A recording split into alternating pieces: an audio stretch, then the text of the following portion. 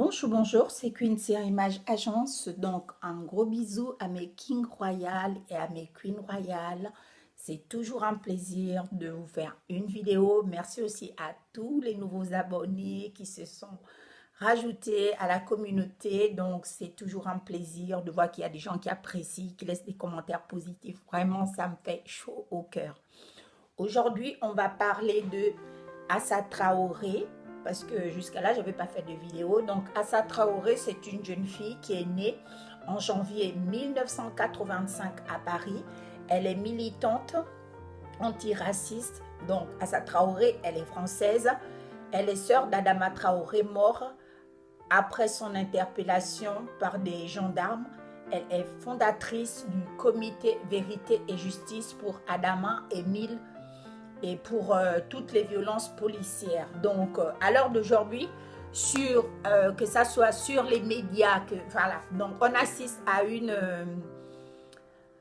montée d'informations. Donc, on se retrouve à un niveau où on ne sait plus si c'est des infos ou des intox, donc intox ou vérité.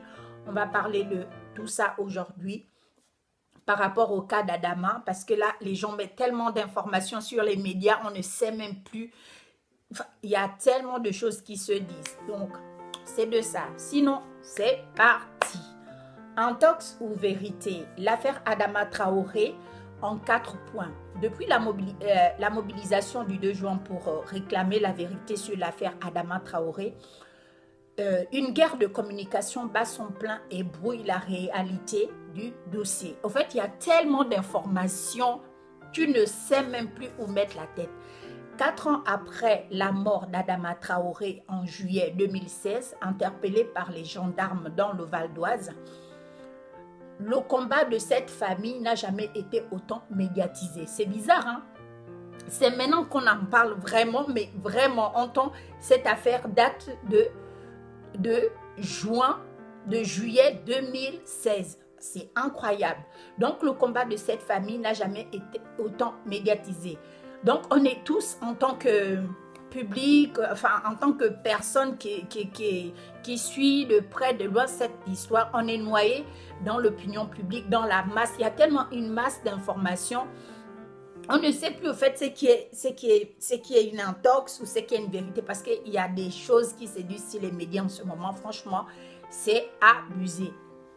Donc, l'instruction est toujours en cours. Donc, au fait, l'affaire n'a pas encore été classée, jugée définitivement.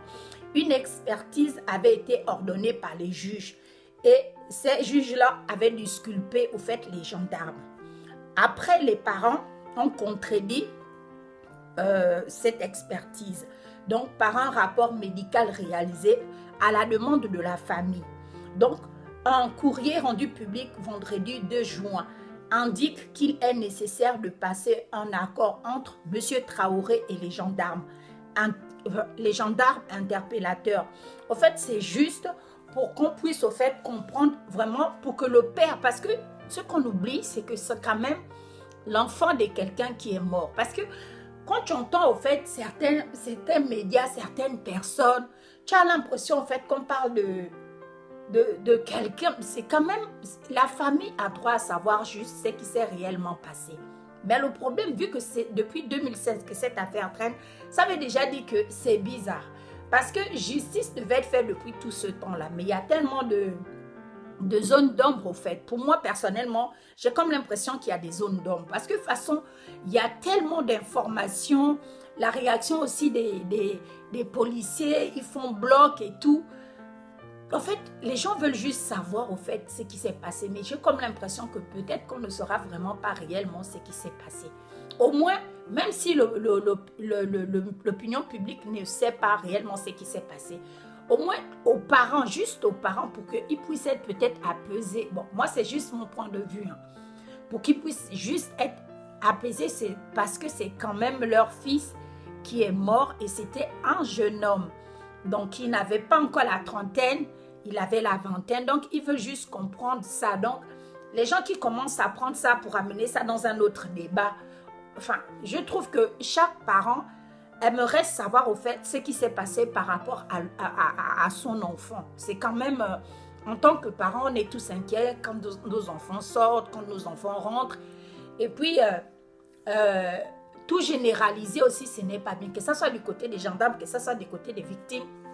Il faudrait juste on sache exactement ce qui s'est passé. Mais moi, à mon niveau personnel, moi, je crois qu'on ne saura pas vraiment. Donc, le combat, au fait, de Assa Traoré, qui milite, au fait, pour la justice et les violences policières, elles sont justifiées. Il y a beaucoup de cas de violence, il y a beaucoup quand même des personnes qui ont peur, enfin, que ça soit sur TikTok, beaucoup font des témoignages, qui font des vidéos par rapport à leur couleur de peau, ce qu'ils ont dû subir, la réaction qu'ils ont face à des policiers. Moi-même qui en parle, il y a un moment quand j'étais dans le 78, il y a des trucs de fois, tu passes à une certaine heure, tu vas voir une première voiture, deux premières voitures de flics. En fait, tu te poses la question, mais qu'est-ce qui se passe? C'est juste parce qu'on se dit, comme tu es peut-être noir, c'est sûr que quand tu passes par là, tu risques de cambrioler. Mais maintenant, moi, pour ma part, je ne vais pas généraliser toute la police, parce que dans la police, il y a des gens qui sont bien.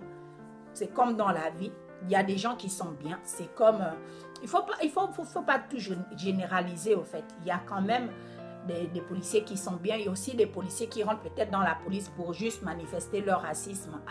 Ce qui est sûr, de toute façon, les choses sont en train d'aller là. Ce serait mieux au fait que chacun se respecte et que chacun sache exactement où est sa place. Parce que, qu'on le veuille ou pas, l'idéal, c'est de vivre en paix et en harmonie avec sa conscience, avec son pays, avec les gens qui l'entourent. Maintenant, les gens qui ont du mal à aimer son prochain, franchement, je trouve ça dommage d'être raciste rien que parce que tu n'aimes pas une couleur de peau ou parce que tu n'aimes pas telle communauté. Enfin, ça n'a pas de sens. Enfin, je crois que c'est des gens qui ont un mal-être et qui l'expriment de cette manière. Être raciste, c'est vraiment avoir un mal-être. Parce que franchement, détester quelqu'un parce qu'il est ceci, parce que ça n'a pas de sens. Mais maintenant, bon, chacun fait ce qu'il veut. Moi, personnellement, je trouve dommage de gâcher sa vie à vouloir détruire d'autres communautés, à vouloir les donner des clichés. C'est dommage. C'était juste mon point de vue. Donc, on aimerait vraiment être un peu plus éclairé là-dessus. Sur ça, vous passez une superbe journée. Et je trouve que le combat de Assa Traoré, c'est un très bon combat. Ça va aider beaucoup de personnes. Donc, pas forcément les gens de sa communauté, mais de toutes les communautés qui se sentent agressées, qui n'ont pas leur mot à dire quand ils sont face à l'injustice. Donc, c'est un combat noble pour moi. C'est un combat noble. Sur ça, vous passez une superbe journée. C'était qu'une série Image Agent.